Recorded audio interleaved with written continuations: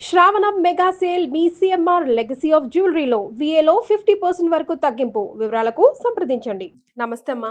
నమస్తే అమ్మా. పోలాల అమావాస్య వస్తుంది కదా, మరి ఉమ్. ఈ రోజు ప్రత్యేకత గురించి తెలుసుకుందాం. ఒకసారి గుర్తు చేసుకుందాం. ఈ పోలామా అని కూడా అంటారు దీన్ని. అంటే ఎక్కడికైనా వెళ్దామనా?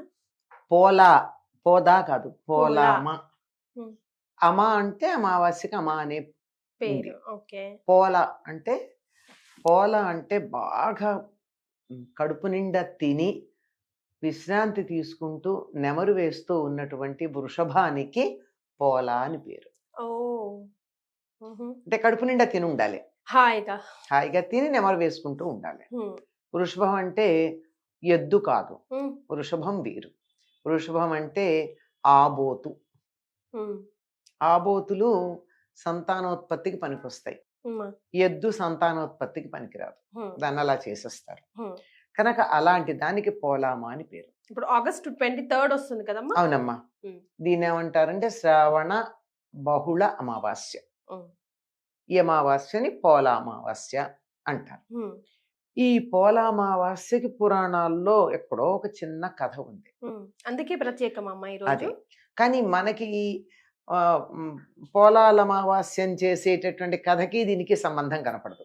కనపడదా? సంబంధం పెట్టుకోవాల్సి ఉంటుంది మనం. ఉహు, ఏమిటంటే ఈ పోలా అమావాస్య నాడు ఉమ్, వృషభాన్ని ఉమ్, అంటే ఆబోతుని పూజించమన్నారు. ఎందుకు అంటే ఒకసారి అంధకాసురుడు శివుడికి భక్తుడే, ఆయనే వరాలు ఇచ్చేది కదా, హాయిగా వరగర్వంతో తిరుగుతున్నటువంటి వాడు శివుడు భూలోకానికి వెళ్ళాడు అన్న సంగతి తెలుసుకుని ఉమ్, పార్వతీదేవిని వంచటానికి వస్తాడు. ఉమ్, వీళ్ళ కదా పార్వతి లోకైక సుందరి కదా. ఉమ్, గుమ్మంలో ఉన్నటువంటి నంది వాడిని అడ్డగించి వాడితో యుద్ధం చేసి వాడిని ఆపుతాడు ఉమ్, చాలా తీవ్రంగా. ఉమ్, ఈ లోపల శివుడు వచ్చేస్తాడు. తన పార్వతిని అలా రక్షించినందుకు సంతోషించి ఏదన్నా వరం కోరుకోమంటాడు. ఉమ్, వరం కోరుకోమంటే ఈరోజు శ్రావణ బహుళ అమావాస్య, సరిగ్గా ఇదే శ్రావణ బహుళ అమావాస్య నాడు నేను శిలాదుడు అనేటటువంటి ఆయన పొలం దున్నుతుంటే ఆయనకి వృషభ రూపంలో నేను అవతరించి కనిపించాను. కనుక ఈనాడు నన్ను పూజించినట్టే శ్రవణ బహుళ అమావాస్య నాడు నేను తృప్తి చెందుతాను చాలు భూలోకంలో వాళ్ళందరినీ అన్నాడు. ఉమ్, అందుకే పోలామాస్య ఉమ్, అని. పోల అమావాస్య, పోల అమావాస్య. ఉమ్, అయితే దీనికిను గోదావరి జిల్లా ప్రాంతంలో జరుపుకునేటటువంటి ఈ పోలాల అమావాస్యకి పెద్దగా సంబంధం ఏం లేదు. అచ్చా. పెద్దగా లేకపోవడానికి, పెద్దగా లేదు అని ఎందుకు చెప్తున్నానంటే వృషభమేమో సంతానోత్పత్తి, గోజాతి పెరగడానికి పనికొచ్చేది. ఉమ్, ఇక్కడ ఈ పోలాల అమావాస్య కథ కూడా సంతానం వృద్ధి చెందడానికి పనికొచ్చే కథ కనుక ఇంతకు మించి వాటికి మధ్య సంబంధం కనపడదు. అమ్మా. ఇది ఏమిటంటే ఈ శ్రావణ బహుళ అమావాస్య నాడు ఉమ్, అందరూ పోలేరమ్మని పూజిస్తారు. ఉమ్, ఆవిడ్ని పూజించటం వల్ల సంతానం కలుగుతుందని, కలిగిన సంతానం ఆరోగ్యంగా ఉంటుందని. ఉమ్, పోలేరమ్మ అంటే ఎవరు? ఉమ్, పొలిమేరలను కాపాడేటటువంటి గ్రామ దేవతకి పోలేరమ్మ అని పేరు. ఉమ్. రకరకాల పేర్లతో. ఎన్ని పేర్లో ఉంటాయి ఈ అమ్మా. అమ్మ.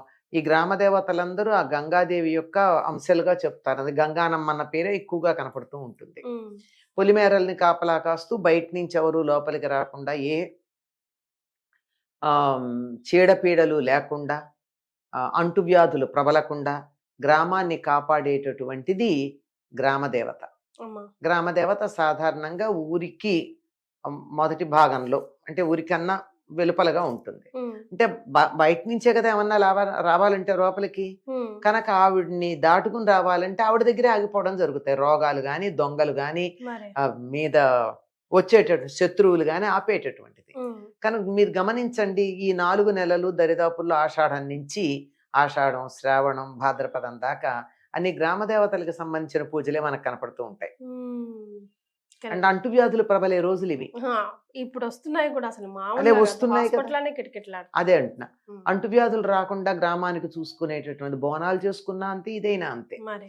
అలా ఉండేటటువంటి పోలేరమ్మని పూజించుకోవడం, ఉమ్, దానికి ఉన్న ప్రాధాన్యాన్ని గురించి చెబుతూ ఒక కథ చెప్పుకుంటారు. ఉమ్, ఒక బ్రాహ్మడికి 7 కొడుకులు ఉన్నారు. 7 కొడుకులకి పెళ్ళిళ్ళు అయినాయి. 7 కోడళ్ళు వచ్చారు. వాళ్ళందరూ సంతానవతులు అయ్యారు. మరి కానీ ఏడో కోడల దగ్గరకు వచ్చేటప్పటికి ప్రతి ఏటా ఉమ్, ఒక కొడుకును కనడం. సరిగ్గా ఈ పోలాల అమావాస్య నాడు ఆ కొడుకు చనిపోవడం. ఓ, దాంతో మరి ఇంటి పేరున్న వాళ్ళు పూజలు చేసుకోవడానికి అవ్వదు కదా, ఉమ్, పూజలు చేసుకోకపోవడం. 7 ఏళ్ళు ఇట్లా జరిగింది. ఉమ్, ఇంకా 8వ సంవత్సరం వచ్చేటప్పటికి బాగా తిట్టుకుంటున్నారు పైన. ఇది చివరి కోడలు అన్నమాట ఈ అమ్మాయి. ఉమ్, పైన ఉన్నటువంటి 6 తోడు కోడళ్ళు ఈ అమ్మాయి వల్ల మనం పూజలు చేసుకోలేకపోతున్నామని బాధపడ్డారు. మరి తిట్టుకుంటున్నారు, మామూలుగా ఏం కాదు. ఉమ్, ఏం చేసింది 8వ సంవత్సరం మళ్ళీ మా పోలాల అమావాస్య వచ్చేప్పటికి యథాప్రకారంగా కొడుకు చనిపోయాడు. అయ్యో రామ. పొత్తిళ్లలో వాడు ఉమ్, మాట్లాడకుండా బిడ్డను లోపల ఉంచి చచ్చిపోయాడు అన్న సంగతి ఎవరికీ చెప్పకుండా ఆ, ఆ, ఆ, అందరు తోడుకోడళ్ళకి వెళ్ళి వాళ్ళకి పూజలు చేసుకోవడంలో సహాయం చేసి అక్కడి నుంచి తను కొంచెం పూజా సామాగ్రి తెచ్చుకుని, అంటే వాళ్ళది చలవ కదా, మనం ఎప్పుడైనా కానీ అవతల శుభంగా జరిగినటువంటి వాళ్ళ దగ్గర నుంచి కొన్ని తెచ్చుకుంటాం, మనకు కూడా శుభంగా జరగాలని. ఉమ్, పూజా సామాగ్రి తెచ్చుకొని పూజ అంతా పూర్తి చేసుకుంది.